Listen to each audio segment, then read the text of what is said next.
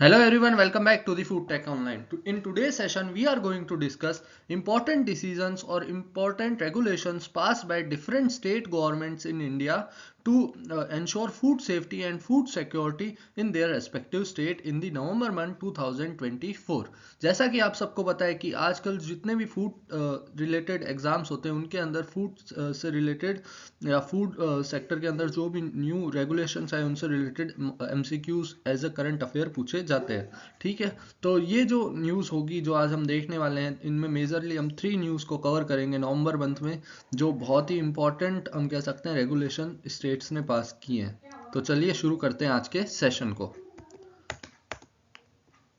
Now the first news is that Telangana government bans egg mayonnaise in their state for around 1 year। यानी Telangana government ने अपनी state के अंदर जो raw egg से बनने वाला मेयोनेज है, मेयोनेज हम सबको पता है एक बहुत ही फेमस फूड डिप और फूड सॉस है जो आजकल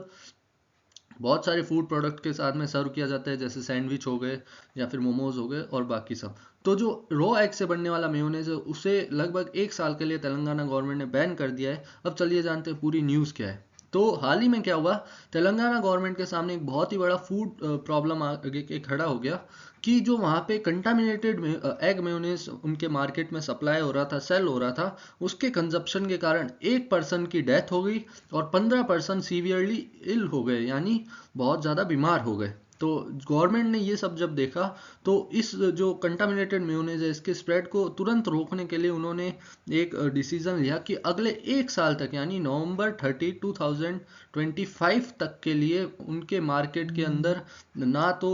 एग मेयोनेज का प्रोडक्शन किया जाएगा उनके स्टेट के अंदर, ना स्टोरेज किया जा सकेगा और ना ही सेल की जा सकेगी सिर्फ उस मेयोनेज की जो रॉ एग से बनता है। ठीक है,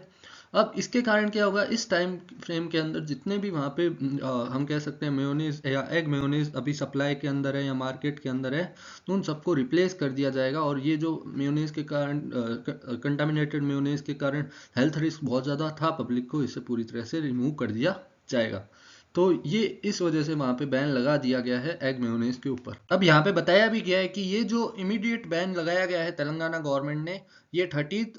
नवंबर 2025 तक रहेगा। और इसके अंदर हम ऑलरेडी डिस्कस कर चुके हैं कि तीनों चीज़ें बैन होगी, प्रोडक्शन भी बैन होगा, स्टोरेज भी बैन होगी और सेल भी बैन होगी एग मेयोनेज की तेलंगाना स्टेट के अंदर, ये ध्यान रखिएगा। ठीक है, उसके बाद अगर हम यहाँ पे देखें तो मेयोनेज की डेफिनेशन भी यहाँ पे दे रखी है कि it is a thick creamy sauce made by emulsifying egg yolk with oil and offered flavoured with vinegar and lemon juice. यानी ये मेनली हमारा इमल्सिफिकेशन ऑफ एग योक्स होते हैं उनसे मिलता है विद दी ऑयल। और बाकी यहाँ पे अगर हम वेज मेयोनीज की बात करें तो उधर ये जो एग योक्स है इसकी जगह हम दूसरा हम फूड सोर्स का इस्तेमाल करते हैं, प्लांट बेस्ड सोर्स, इन सब का इस्तेमाल करते हैं for the preparation of ways mayonnaise. Okay, और यहाँ पे ये भी बताया गया है कि इसका use as a side dish किया जाता है, ड्रेसिंग किया जाता है, फूड डिप किया जाता है with the different food products. Okay, और यहाँ पे एक और न्यूज़ है कि जो ये एग मेयोनेज का बैन था ये सबसे पहले 2023 के अंदर केरला गवर्नमेंट ने लगाया था। ठीक है, और इसके पीछे भी मेन रीज़न यही था कि जब उन्होंने लेबोरेटरी में एग मेयोनेज के बहुत सारे हम कह सकते हैं कि सैंपल्स को टेस्ट किया था तो उन्हें बहुत सारे हार्मफुल माइक्रो ऑर्गेनिज्म देखने को मिले थे उन सैंपल्स के अंदर। इसीलिए इन्होंने भी इसके प्रोडक्शन और स्टोरेज को पूरी तरीके से बैन कर दिया था एग मेयोनेज के। ठीक है,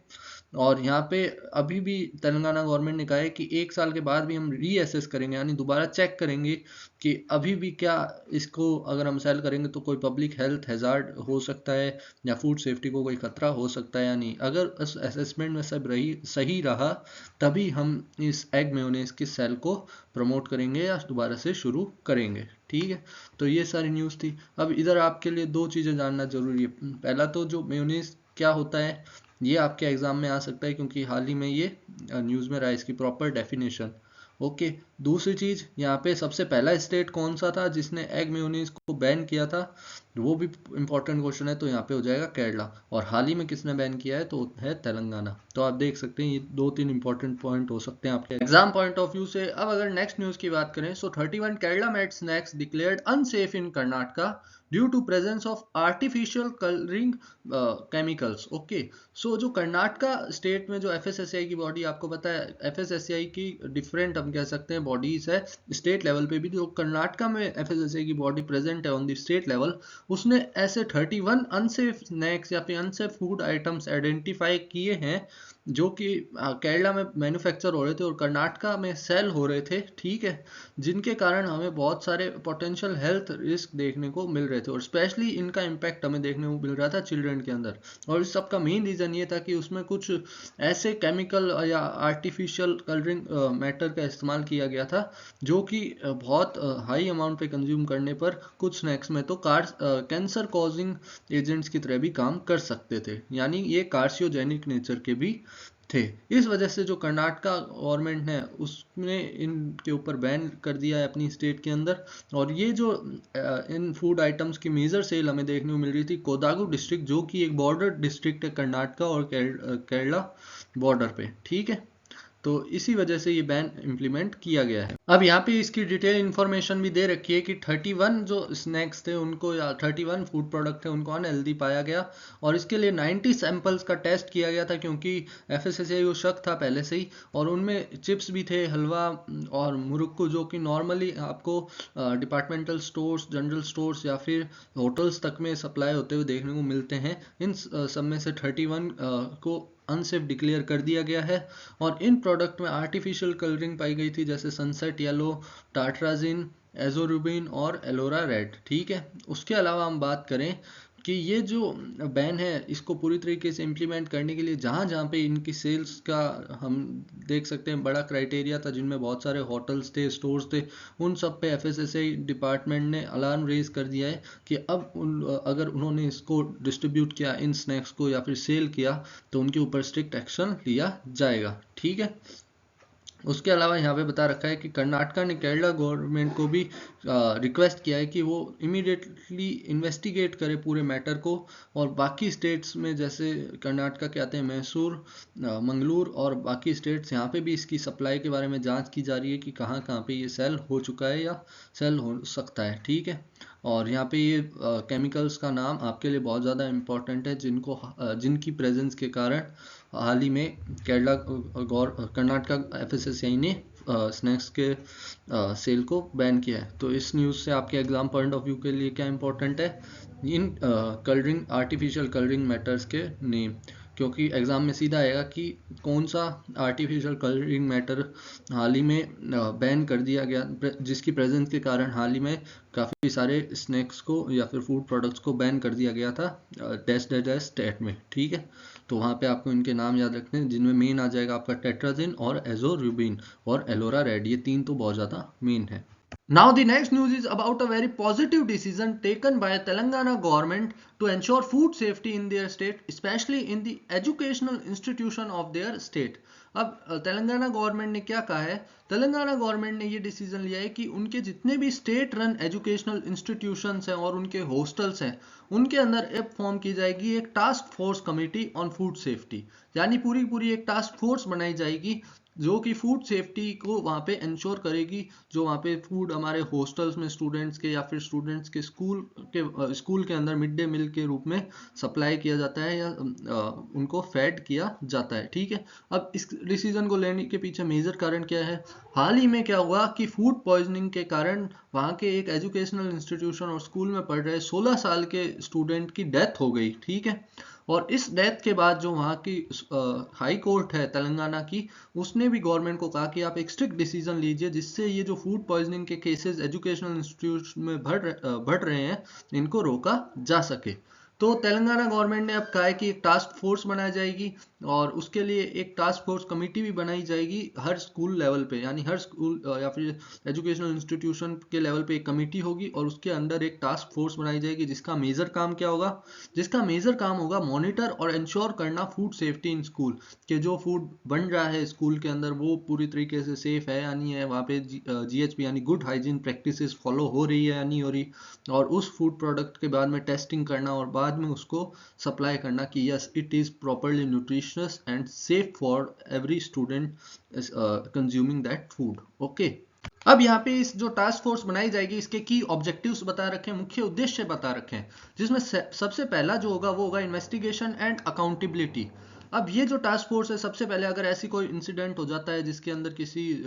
स्टूडेंट को फूड पॉइजनिंग हो जाती है और खराब फूड प्रोड्यूस किया जाता है या सप्लाई किया जाता है स्टूडेंट्स के अंदर, तो ऐसे किसी भी इंसिडेंट का सबसे पहले इन्वेस्टिगेशन किया जाएगा इस बॉडी के द्वारा, टास्क फोर्स के द्वारा, और पता किया जाएगा इसके कारण क्या कहते हैं, कौन इसके लिए जिम्मेदार था, कोई बॉडी जिम्मेदार थी या पर्टिकुलरली कोई पर्सन जिम्मेदार था ऐसे फूड हैजार्ड्स के होने के लिए, या ऐसी हम कह सकते हैं दुर्घटनाएं होने के लिए। ठीक है, और ये जो रिपोर्ट बनाई जाएगी जिसके अंदर ये सब मेंशन किया जाएगा कि इसका कॉज क्या था, इसके लिए रिस्पॉन्सिबल कौन था। ठीक है, ये जो पूरी रिपोर्ट है ये बाद में सबमिट की जाएगी chief secretary of the state A Shanti Kumari ji को, और वो इसके ऊपर बाद में फर्दर एक्शंस लेंगे according to the severity of the case. Okay, अब नेक्स्ट जो इसका मेन उद्देश्य होगा वो ये होगा कि इंस्टीट्यूशन लेवल पे सेफ्टी कमिटीज बनाई जाएगी अंडर दिस टास्क फोर्स। अब जैसा मैंने आपको बताया कि जो भी हमारे इंस्टीट्यूशनल लेवल या स्कूल लेवल पे कमेटी बनाई जाएगी, उस कमेटी का काम होगा कि जितने भी वहाँ पे किचन्स हैं या स्टोर रूम्स है फूड प्रोडक्ट के, उनका प्रॉपर मेंटेनेंस करना, उनकी क्वालिटी को इंश्योर करना, उधर प्रॉपर हाइजीन मेंटेन करना। ठीक है, और इस इंस्टीट्यूशन लेवल जो कमेटी होगी उसके अंदर हमें कौन कौन देखने को मिलेगा, उसके अंदर हमें हेड ऑफ इंस्टीट्यूशन देखने को मिलेंगे और 2 स्टाफ मेंबर देखने को मिलेंगे जो डेली बेसिस पे ये चीज़ें कंडक्ट करेंगे, ताकि प्रॉपर हम कह सकते हैं सेफ्टी को इंश्योर किया जा सके इंस्टीट्यूशनल लेवल पे हर कॉलेज या फिर स्कूल के अंदर। ओके, अब बात करते हैं नेक्स्ट पॉइंट जो कि बहुत इंपॉर्टेंट है कि फूड टेस्टिंग प्रोटोकॉल्स ली जाएगी। अब इसके अंदर क्या होगा, सबसे पहले तो अगर हम किसी भी स्टूडेंट को, ये लोग अब फूड सर्व करेंगे या रेजिडेंट्स जो हॉस्टल्स में स्टूडेंट्स रहते हैं उनको फूड सर्व करेंगे, तो सबसे पहले उसकी प्रॉपर और टेस्टिंग की जाएगी। टेस्टिंग में सारे ऑर्गेनोलेप्टिक टेस्ट किए जाएंगे, जैसे सेंसरी टेस्ट होते हैं जिसके अंदर जिसमें टेस्ट होता है, स्मेल होता है। ठीक है, और प्रॉपर उसकी क्वालिटी टेस्ट की जाएगी ताकि सेफ्टी को इंश्योर किया जा सके और क्वालिटी को भी इंश्योर किया जा सके। और ये जो इंस्पेक्शन होगा इसकी लाइव मॉनिटरिंग की जाएगी, जिसे हम रियल टाइम मॉनिटरिंग भी कहते हैं, और इसकी फोटोग्राफ्स लेके इंस्पेक्शन के बाद मोबाइल के ऊपर अपलोड किया जाएगा। ठीक है, जिसके कारण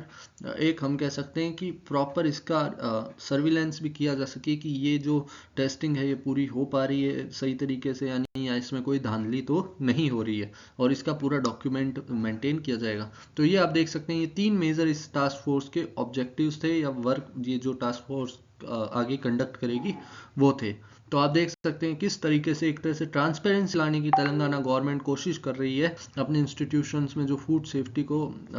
कह सकते हैं इम्प्लीमेंट किया जा रहा है या नहीं किया जा रहा है इसको लेके। अब यहाँ पे जो इंसिडेंट हुआ था उसके बारे में डिटेल में बताया गया है कि ये जो इंसिडेंट है ये जिला परिषद हाई स्कूल नारायणपेट जो डिस्ट्रिक्ट है तेलंगाना की, उसके अंदर हुआ था फूड पॉइजनिंग का, जिसके कारण स्टूडेंट की डेथ हुई। और उसके बाद कोर्ट ने इंटरवेंशन किया और जो भी मैटर था उसके बारे में डिटेल रिपोर्ट मांगी हाई कोर्ट ने, जो वहाँ का है तेलंगाना गवर्नमेंट का। और उसके बाद जो वहाँ के चीफ मिनिस्टर हैं ए रेवंथा रेड्डी, उन्होंने भी कहा कि ठीक है ये जो इंसिडेंट हुआ है वो बहुत ज़्यादा हम कह सकते हैं दुर्घटनापूर्ण है, और इसके लिए उन्होंने अब स्ट्रिक्ट एक्शन लेने के साथ साथ कहा कि जो भी इसमें इन्वॉल्व था, जिसकी भी गलती के कारण ये जो दुर्घटना हुई, उस पर्सन को पूरी तरह से डिसमिस किया जाएगा, और जो भी अनहाइजीनिक फूड की सप्लाई हुई उसके लिए इन्होंने माफ़ी मांगी। अब ये जो टास्क फोर्स का जो कैंपेन है, यानी टास्क फोर्स बनाना और ये जो इंस्टीट्यूशनल लेवल कमिटीज बनाना, इस सब की जिम्मेदारी दी गई है district collectors of the state को। वो सब इसका इम्प्लीमेंटेशन इंश्योर करेंगे, किस तरीके से अलग अलग इंस्टीट्यूशन लेवल पे एक पूरी कमेटी बनाई जाएगी, टास्क फोर्स बनाई जाएगी, उसको इम्प्लीमेंट किया जाएगा। ठीक है, और ये जो ऑफिसर्स हैं यही बाद कुकिंग के पहले और बाद में जो भी फूड होगा उसकी सेफ्टी प्रोटोकॉल्स फॉलो की गई है, यानी उसका चेक करेंगे, फूड की प्रॉपर टेस्टिंग करेंगे। ठीक है, अब यहाँ पे बताया गया है कि ये जो है ये बहुत ही, जैसा मैंने आपको कहा कि एक तरह से हिस्टोरिकल डिसीजन भी आने वाले टाइम में साबित हो सकता है जो तेलंगाना गवर्नमेंट ने लिया है। इसके कारण क्या होगा, जो फूड सेफ्टी है वो बहुत ज़्यादा बढ़ा दी जाएगी, और इसके अंदर हम जो टेक्नोलॉजिकल मॉनिटरिंग है उसकी भी मदद ले सकते हैं, अकाउंटेबिलिटी चेक कर सकते हैं, और ऐसे जो इंसिडेंट है, ऐसे जो हम कह सकते हैं एक्सीडेंट्स हैं फूड सेफ्टी से रिलेटेड, उनको आने वाले टाइम में रोका जा सके, और एक सेफ और न्यूट्रिशियस फूड हर स्टूडेंट को प्रोवाइड किया जा सके on the state level. So this is all about today. आज हमने देखा कि स्टेट गवर्नमेंट्स ने नवंबर मंथ के अंदर अपनी स्टेट के अंदर फूड सेफ्टी से रिलेटेड कौन कौन से इंपॉर्टेंट लॉज पास किए और कौन कौन से इंपॉर्टेंट हम कह सकते हैं डिसीजंस लिए और उनके पीछे कारण क्या था। अब जो लास्ट न्यूज़ थी उसके अंदर आपसे एग्जाम में सीधा क्वेश्चन आ सकता है कि हाल ही में फूड सेफ्टी कमेटी और हम कह सकते हैं task force for food safety किसने बनाने के लिए स्टेट ने ऑर्डर्स दिए थे, तो उसमें आपको तेलंगाना मार्क करना होगा। तो ये सब था आज के सेशन के बारे में। अब आपको अगर और भी ज़्यादा ऐसी इंफॉर्मेटिव वीडियोस के बारे में जानना है या फ्री में क्वालिटी एमसीक्यूज प्रैक्टिस करने हैं, या फिर ये जो एग्ज़ाम्स आप देख सकते हैं यहाँ पे मेंशन्ड हैं जिनमें सीयूईटी पीजी सीएफटीआईआर एफसीआई और अदर फूड और डेयरी सेक्टर गवर्नमेंट एग्ज़ाम्स आ जाते हैं, इन सब की तैयारी करनी है तो मैं आप सबको रिकमेंड करूंगा एक बार आप ज़रूर फूड टेक ऑनलाइन ऐप पे विजिट करें। वहाँ पे आपको पेड कोर्सेज तो मिलेंगे ही, साथ में बहुत सारे फ्री सोर्सेज रिसोर्सेज भी मिलेंगे जिनके अंदर आपके बहुत सारे फ्री एमसीक्यूज आएंगे। इन एमसीक्यूज में बहुत सारे प्रीवियस ईयर क्वेश्चंस भी होंगे, तो आप और कुछ नहीं तो अपने टाइम को यूटिलाइज करते हुए इन क्वेश्चंस को प्रैक्टिस करके भी अपनी तैयारी को अच्छे से कंडक्ट कर सकते हैं। तो अगेन आप एक बार ज़रूर ऐप को विजिट कीजिए, ऐप का लिंक आपको डिस्क्रिप्शन के अंदर मिल जाएगा और इस ऐप को डाउनलोड करें। Okay, so thank you for listening again. I hope this session will be helpful for you. We will meet in another session. Okay, best of luck for your exam.